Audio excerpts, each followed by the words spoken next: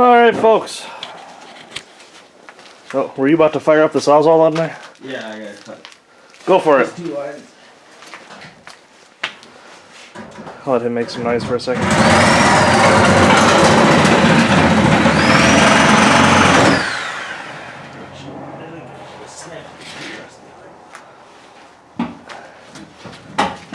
Making a little bit of progress over here.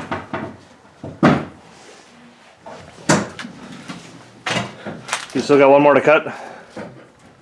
I'm just snapping the lines off. There. So we've been making a little bit of progress. Jake actually got quite a bit done while I was still at work. Carpet's all out. Seats are out. Headliner's out.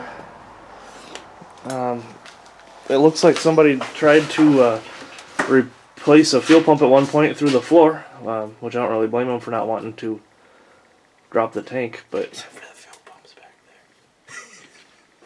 there. Oh yeah. Huh. Well, that's interesting. So now I've got a pre-notched back seat. That's alright though. Not the end of the world. So it looks like, I'm assuming by this pipe hanging out over here, he's working on taking the exhaust off.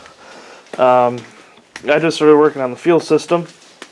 And I'm sure some of you, when you first saw that, are freaking out about the red line because it doesn't look like a normal fuel hose. But I did a decent amount of research on this stuff. This is a Helix Racing fuel line. It's not anything special. It's basically built exactly like the black stuff, just not black. Some people say that when you put a pigment into something like this, it breaks it down and will cause it to be less reliable. That may be true. I don't care because I don't keep my fuel lines long enough for it to ever break down. I always cut the ends off, snip it so you get a fresh chunk when you're putting your fuel line on, and I usually replace it every 2 to 3 years anyway. So I'm not worried about that. The reason I actually did this is because Adam is horrible about just grabbing line and putting it in a car. Well, I always buy cheap shit for the return line because you don't need to deal with the high pressure. And I always bought expensive stuff for the pressure line, but they were both black. And Adam would just grab one and put it in there. So I figured this way, red means go. So put the red one on the high pressure side and put a black line on the return line. So it just makes it easier to differentiate which one's which instead of having to actually read the letters on the line to figure out if you've got a high pressure or a low pressure, because there's a significant price difference. But I'm going to keep working on running that through. We've already stabbed the hole through the fan there, so I'm going to cut a slice there to start getting things run back. And excuse me, sorry, I drank a lot last night. See if we can get the fuel line run and get a fuel system set up in this thing. Alright, I'm done for the day. Sorry guys, I'll have more motivation tomorrow. Windshield out of the red lumina. Lot of broken glass in the back. Sorry, we didn't have the camera on when we broke windows. Probably should have. Another broken window over here. Lot of vacuuming to do. Then we got the windshield out of this one too. We're getting close enough to spring X, I figured we didn't need to keep any windows in it anymore.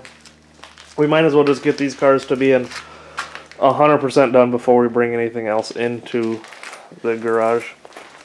We've been walking around the property a lot today. Got the GMC moved in back, put the New Yorker way back there for now. Newport. Right? Yeah, Newport, not New Yorker. Yeah. Sorry. So it's gonna rest back there. Jake figured out the problem on the Taurus wagon of Blake's, so that'll probably still have life. Blake, we can still get your Taurus to run somewhere. Yeah, we've just been trying to figure out, I mean, we now can pretty much drive anywhere back there, so we can bring up whatever we want for the next project, next build. I just don't know what that should be. With as many shows as we're promoting, one is still up in the air that's not even on our schedule yet. it's kind of tough to pick places that we're actually going to compete and what we want to take. I've got so many freaking cars here. I mean, I almost don't feel like I need to build more because I have so many that are so close to being done already. I've got more than enough to get me through this year, but that's not really my style. Might as well keep building, keep getting shit done. So, just trying to figure out what we should bring up next. Anything in particular that you guys want to see brought up for the next build? For fresh cars, we've got... Oh, Catalina's fresh, I guess. We've got the minivan back there. That actually drives. That'd be a good idea, probably. We've got that green Lumina. I need to get that fucker up here just so I can get Kyle's converter off of it, especially now that the prices are crashing. Sorry, Kyle. We're not going to build the bubble Merc. We're not going to build the black Merc.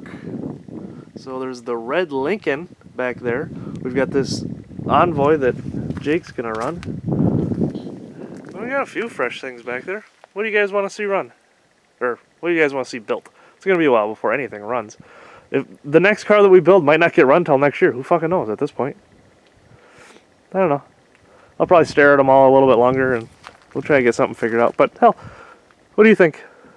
Throw a comment down. What do you want us to build next? We appreciate you following along as always. Good goose.